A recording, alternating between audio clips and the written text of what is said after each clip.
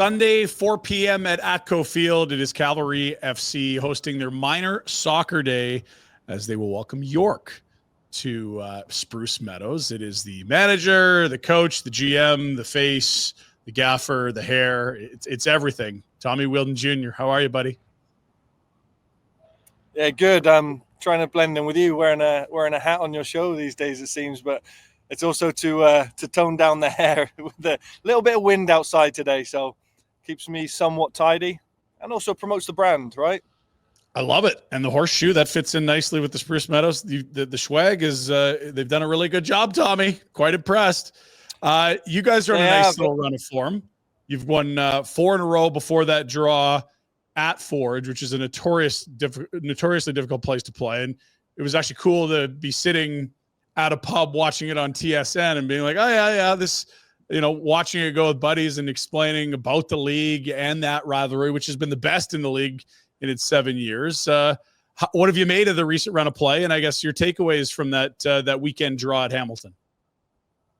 Yeah, I think what's been really nice is I think since we lost to Ottawa when we had, down 3-1, lost Brad Camden to a red card, but tried to stay in the fight. I think we responded well. We had a 3-game week and we played Edmonton Scottish, and then I think we blew the doors right open. So 6 different scorers. I think it was nice there to see some of the young players we've got coming through. So your Nico Moroniaks and your Max Pipegrasses scoring their first goals, your Michael Harms getting assists, James McGlinchey, 17 at the time, getting his debut. I think that's showing what we've got underneath. And what that did was that gave us that bit of confidence going into York, where we got our first win of the season, first away win on the road. And we've been notoriously good on the road the last couple of years, which is interesting because the year we won the regular season in 2023, we're incredible at home and okay on the road. Last year, and again, we started this year, been really good on the road. So we put back-to-back results against Pacific and Valor and won 4-0. And again, 4 different scorers in all the games. So I think what's been nice, Ryan, is yes, your stars are shining, your Tobys, your Moosies, your Camargos, but then there's others that are chipping in, your Varlings of this world, your Levi Langs that are chipping in with goals, and we're keeping clean sheets for the most part. The game against Forge was always going to play out that way. I think of all the games we've played, and there's a lot of games we've played, only 2 of them have ever finished by more than 1 goal apart. So they're that tight. It's razor thin. So we knew that they would, after we scored early, we'd get a response out of them. But like always, coming away with a point at their place means they don't jump ahead of us in the standings. And they also have to come to our house here twice. And I think that puts us in good stead as we enter the second round of games. Yeah. Look, you mentioned the real clean sheets that Marco's kept. He came with a huge couple saves in the second half against Forge, if I recall correctly. You end up 1-1. What's Marco Carducci meant to you here in year 7? He's one of the few OGs that have been there since day one. Yeah, I think goalkeeping gets better with age. It's a specialized position that a lot of it is instinct based. So you've got to be in these scenarios time after time. It was like, the penalty save he made in CONCACAF. He's faced a lot of penalties and not necessarily been the best, but he's starting to read things the more and more he's in those involvements. His one-on-one ability now is better. He's off the line. But his distribution is always an asset for us because he gives us the extra man in possession. So whether we play out through the back and he's the third man, or we play direct and try and release our attackers early, he's got a great passing range to be able to do that. But he's maturing into just a calm leader that when it is a bit chaotic, he just brings the tempo down. And he's, even the game here against Valor, 4-0, probably flattered us at times because he's made a couple of big stops and saves to protect that shutout. But the week before, he didn't have much to do against Pacific. So I think it's about sharing the energy at this point. But Marco's been terrific in when he's been needed. You had I don't want to say similar, but there's certainly some familiarity with a slower start to the season and then hitting stride once you get into May, June. That felt like last year. That is what's happened this year. You've been on a really nice run after a just okay start. Is that just the way things have fallen, or do you see some similarities with your group where you start to find your form a little later in the year for whatever reason? Must be the coaching. It's the only common denominator.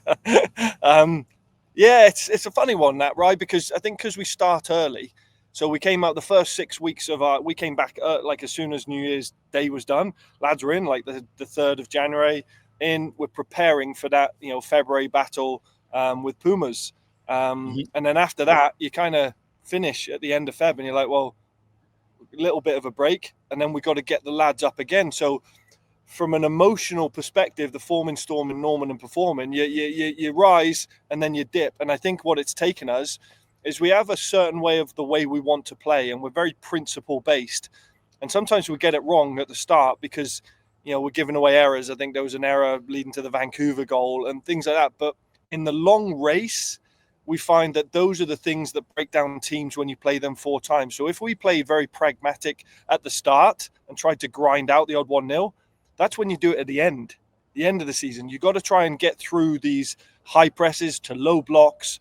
And I think that's what we've been working on. And also how we defend, defending inside what we call the funnel, anything inside the posts. We're very good at that. And Jay, my brother, works a lot with our defensive unit on that. So it's repetition is the motherhood of mastery. And it takes us a bit of time to get flowing. And then when our stars start putting in the goals like they have been doing, then and the defenders do their job, football's becomes an easy game. You've got it looks a little windy and cloudy and overcast out at Atco Field this morning, but Sunday's looking stupendous, like 30 degrees, screaming hot. That might not be ideal for someone that's got to run 10 kilometers and chase a ball around, but I'll tell you what, if there's a game that might sell out this year, it sounds like this one's on great pace. Now you got the weather, you're playing great. That's got to feel good. Yeah, it's trending towards over the 5,000 mark, that's for sure. Obviously our capacity is 6,000 unless it's a final where we bring in an extra 1,000. But I think what's great about this is people who come to the games, and you've been here and you talk to your friends in the pub when you watch it live. Anybody that's come here, and we see it in the airports all the time, it goes from who are you? Like they see the crest. But when you're on that flight, either out of Calgary or coming back, people go, oh, great result. People are now starting to see the brand, know the league, seeing the results and seeing what we've done. And when they come to Spruce Meadows to experience it, it's just such a really cool experience. I think we're unique in terms of what the sporting environment and the landscape that we provide here. And then add to that it is the minor soccer game. And there's a lot of lads here that have come through the CMSA system and the Alberta soccer system.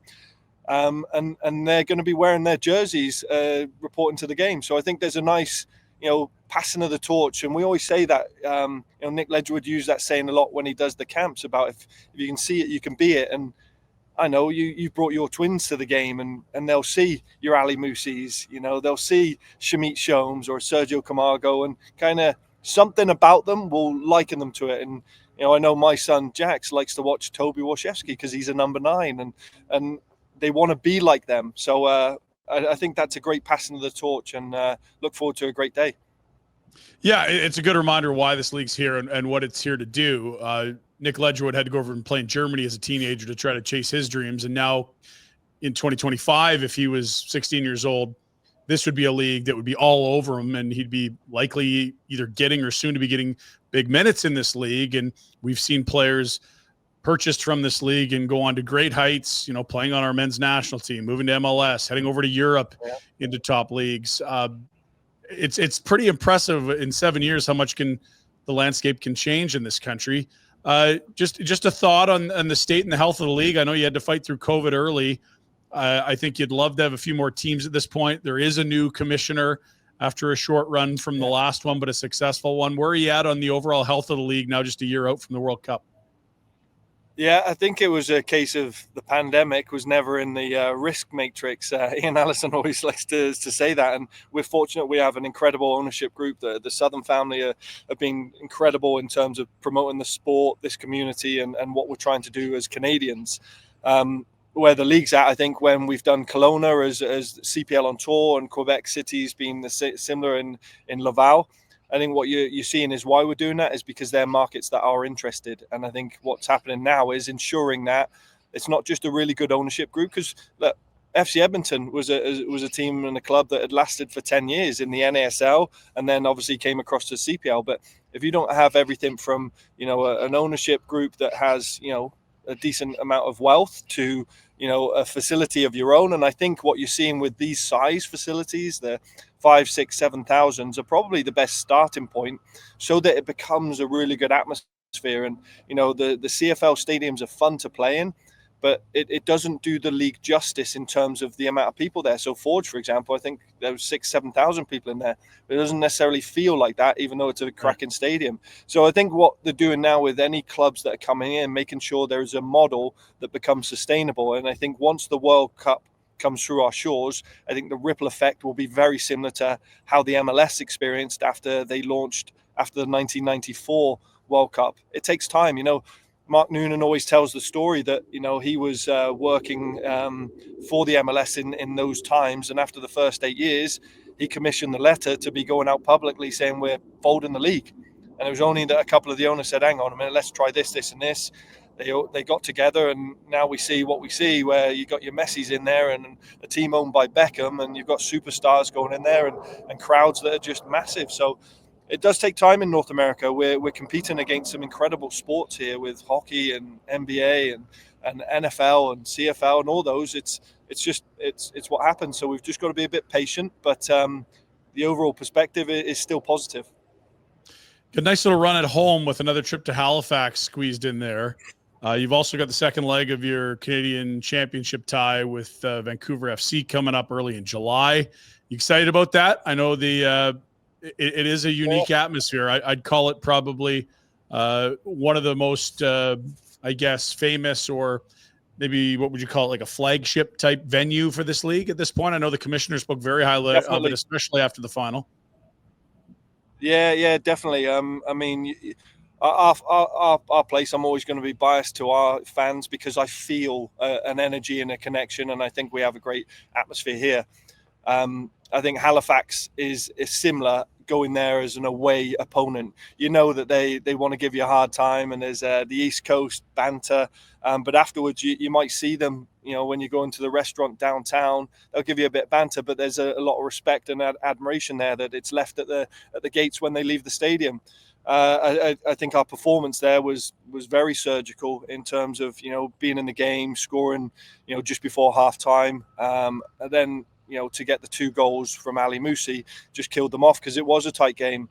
But they're at the top of the league, or near the top of the league right now. They just fell to second. They're making this league interesting.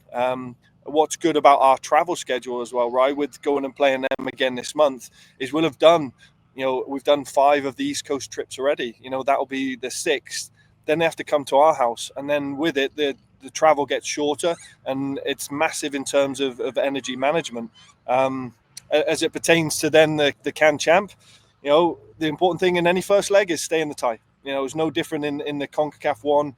We learned from the Orlando game where, you can't win a game in the first leg, but you can lose it, because I think when we were 3-0 there, it didn't make for much of a game. It was a big mountain to climb when we went down to Orlando.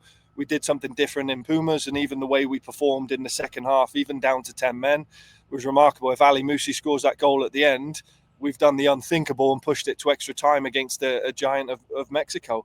So with Vancouver, we knew that it would be their cup final, and it was. They played very well against us. They played tough.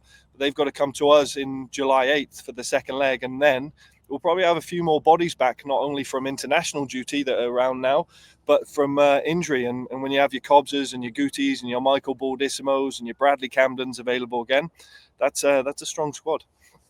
Yeah, no question. You went out of your way to mention them by name earlier, but I did want to circle back on Toby Warshevsky and Ali Musi, just how nice it must be to have 2 guys combining already for, 9 goals this year? Like, they've been dynamic. Yeah, we've we use a lot of things in training that will replicate situations they'll find themselves in. And like I said, my brother works on the defensive side and Nick Ledgewood works on the attacking side, and then I'll bring it together for the team cohesion. But a lot of situations we're putting them in is they're getting double teamed now.